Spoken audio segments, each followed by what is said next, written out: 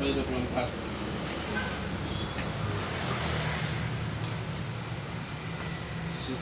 Setelah seluruh Israel melihat bahwa raja tidak mendengarkan permintaan mereka, maka rakyat menjawab raja, bagaimana apakah kita dapat daripada Daud?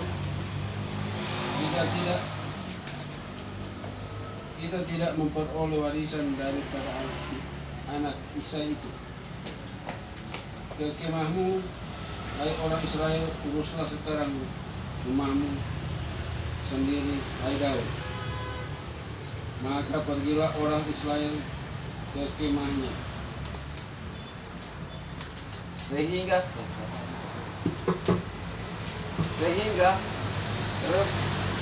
Rehabeam menjadi raja hanya atas orang Israel yang diam di kota-kota Yehuda. Kemudian Raja Rehabeam mengutus Adoram yang menjadi kepala Rodi, tetapi seluruh Israel melontari dia dengan batu sehingga mati.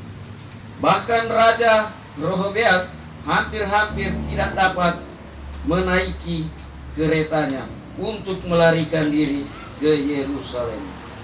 Demikianlah mulanya orang Israel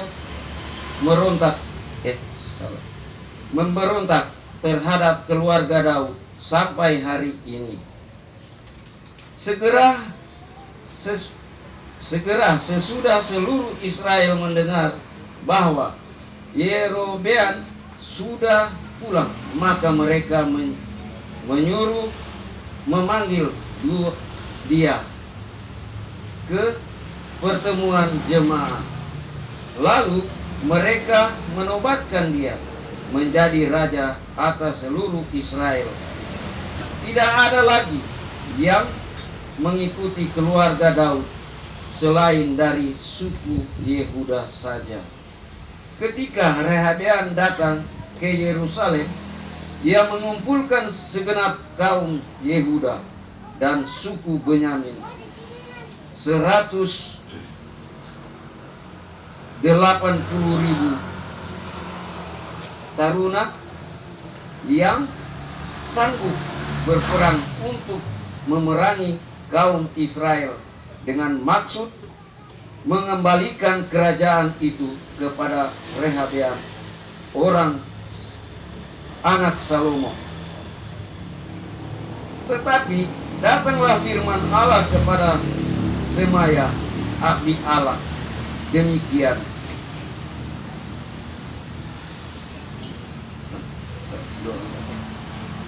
katakanlah kepada Rehabeam anak Salomo, raja Yehuda, dan kepada segenap kaum Yehuda dan Benyamin, dan kepada selebihnya dari bangsa itu, beginilah firman Tuhan: janganlah kamu maju dan janganlah kamu berperang melawan saudara-saudaramu orang Israel.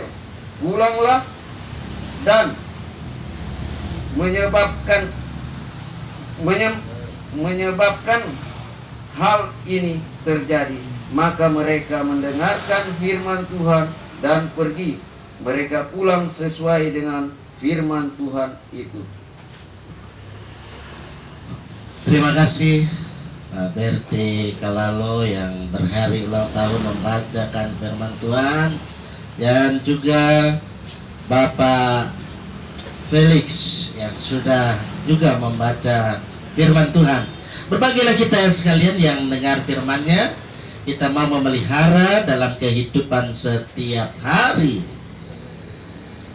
Persekutuan yang saya kasih dalam kasih Tuhan, yang mengucap syukur pada kesempatan yang baik ini di hari ulang tahun yang ke-55 Bapak Berti Kalalo, keluarga Kalalo Tairas, mengucap syukur kepada Tuhan atas segala cinta kasih yang Tuhan sudah, sedang, dan nyatakan dalam hidup kita.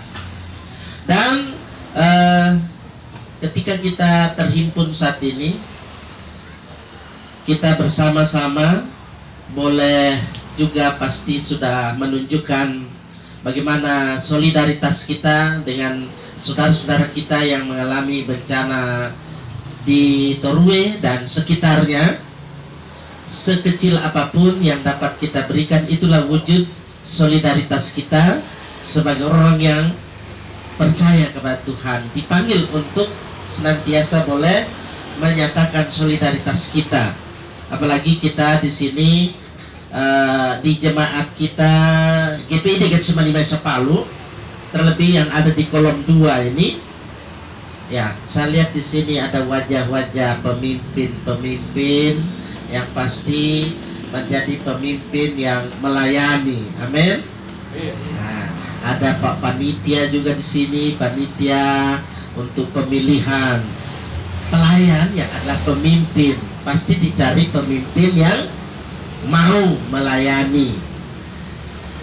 Karena itu saya pilihkan tadi perikop ketika kita diperhadapkan dengan perikop tadi, ya mudah-mudahan kita tadi bersama-sama konsentrasi, ya walaupun ada yang agak lambat, tetapi lebih baik terlambat daripada tidak sama sekali. Tapi puji Tuhan, kita boleh berkumpul pada saat ini.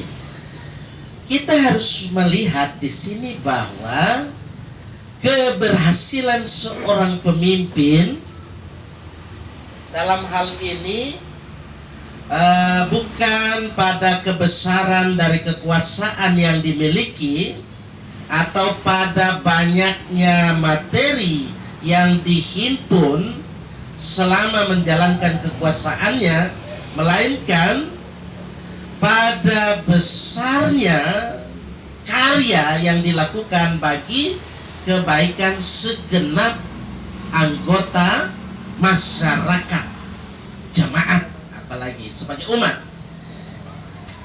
Karena itu, ya, seorang pemimpin tentu tidak boleh kehilangan kepekaan, ya, harus peka, ya.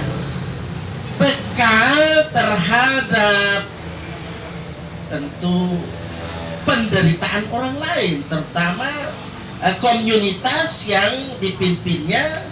Dalam hal ini terus memegang teguh komitmen terhadap kepentingan umat,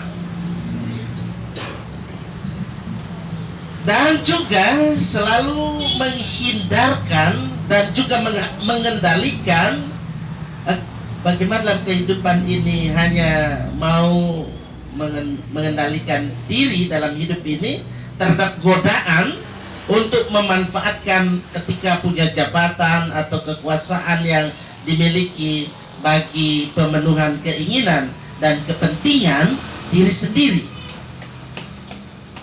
Tentu tidak demikian dalam kehidupan kepemimpinan, dalam pelayanan sebagai pelayanan dalam kehidupan kita sebagai jemaat, ya. Apalagi dalam kehidupan bermasyarakat, dalam kehidupan berbangsa, ya. Saya percaya bahwa kehadiran kita sebagai umat yang percaya kepadanya dengan berpegang teguh pada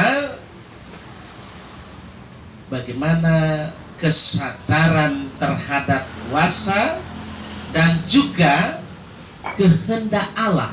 Jadi kesadaran tentang bagaimana kuasa, kehendak Allah yang senantiasa harus kita dahulukan dalam kehidupan ini. Maka dalam kehidupan kita sebagai warga gereja pun juga sebagai pelayan gereja dipanggil untuk secara aktif mengambil bagian dalam tindakan-tindakan pembaharuan dan juga pembebasan bagi kaum lemah. Nah, itu. Jadi yang lemah harus kita perhatikan dan kita berikan bagaimana kita memberi pelayanan yang maksimal. Dalam kesaksian Alkitab kita perhatikan tadi bahwa sesungguhnya kita menjumpai ada tokoh yang disebutkan tadi Yerobeam. Yerobeam itu adalah bagian komunitas masyarakat yang ikut serta, dia berjuang ya untuk pembebasan umat dari ketidakadilan. Akibat apa? Akibat yang terjadi pada waktu itu adalah tindakan kebijakan pemimpin yang tidak tentunya peka terhadap penderitaan rakyatnya pada waktu itu ya. Kalau kita orang yang ada ya di jemaat kita ya pasti kita melihat bagaimana keadaan jemaat tidak sama semua kasihan. Kalau saya sudah dari lorong ke lorong, dari rumah ke rumah, saya sudah kunjungi. Lain kali juga kalau saya kunjungi, pas juga tidak ada di rumah, tapi saya tetap sukacita, ya. Ya, jangan dipikir pendeta nara berkunjung leh. Jumlah sekian kepala keluarga yang ada, jangan dipikir pendeta cuma di pastori. Tidak. Saya selalu berjalan. Walaupun ini agak batuk influenza, tapi tetaplah besok juga ya sebenarnya saya ingin ya di rumah Jo ya di pastori dengan pelayan-pelayan yang ada, tapi karena mau mendampingi kaum ibu ya sebenarnya yang diharapkan adalah pendeta perempuan tuh mendampingi perempuan, tapi karena ya ibu pendeta mungkin ada alasan yang dia berikan, jadi saya siap tetap mendampingi untuk melaksanakan kegiatan program daripada PLKI Bu. Yang kolom 2 siapa yang kesana nanti? Ada? Jangan enggak ada. Oh ada, iya. Jadi dalam kehidupan kita juga bagaimana sharing ya, sharing pelayanan, bagaimana jemaat-jemaat yang ada seperti misalnya jemaat di Betalemba, ya, keadaan mereka itu gimana dalam kegiatan-kegiatan dalam pelayanan. Begitu juga mereka akan menimba, dia saling menimba pengalaman yang ada, itulah sharing.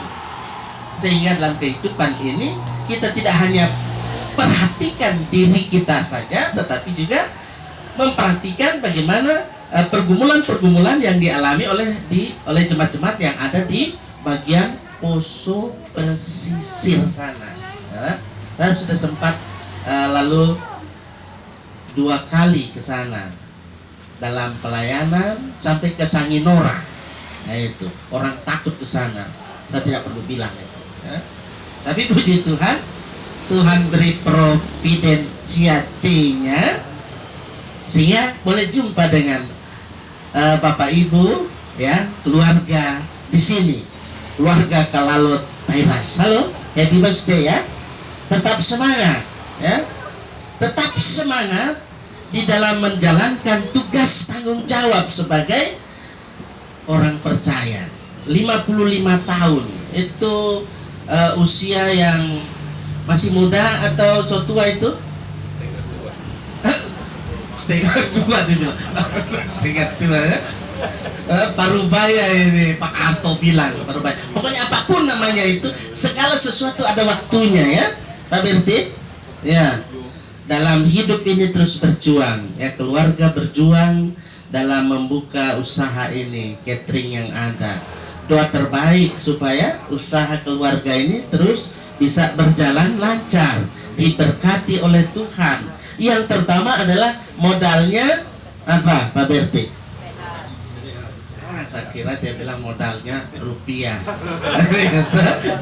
Ternyata yang terutama adalah sehat. Kalau sudah sehat, pasti RP-nya dengan sendirinya dengan kerja yang sungguh-sungguh, RP-nya akan mengalir. Betul Pak? Betul. Nah itu hendaklah kita yakini dalam kehidupan ini, sesulit apapun ya. Krisis moneter kita harus lewati itu. Tahun berapa itu krisis moneter? Tahun 88 lewat kita. Hah? 98 kita Pak Adelia hafal dia. Itu.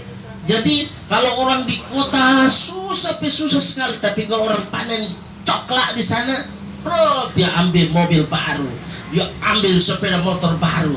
Kita rasa, susah orang belanja karena harga coklat waktu itu luar biasa, tapi sekarang kan coklat sudah mulai turun lagi. Jadi segala sesuatu ada waktunya. Yakinlah bahwa dalam kehidupan kita sebagai umat yang percaya kepadanya, kita terus bergantung kepada Tuhan.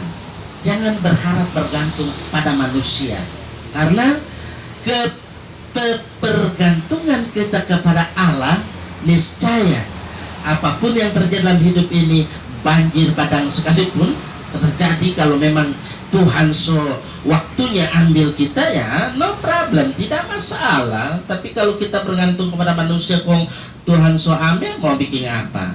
Mau dia mau selamatkan? Nyanda. Nah, karena itu mari dalam kehidupan kita, kita senantiasa hidup dalam kesetiaan kita, dalam ketaatan kita kepada Tuhan.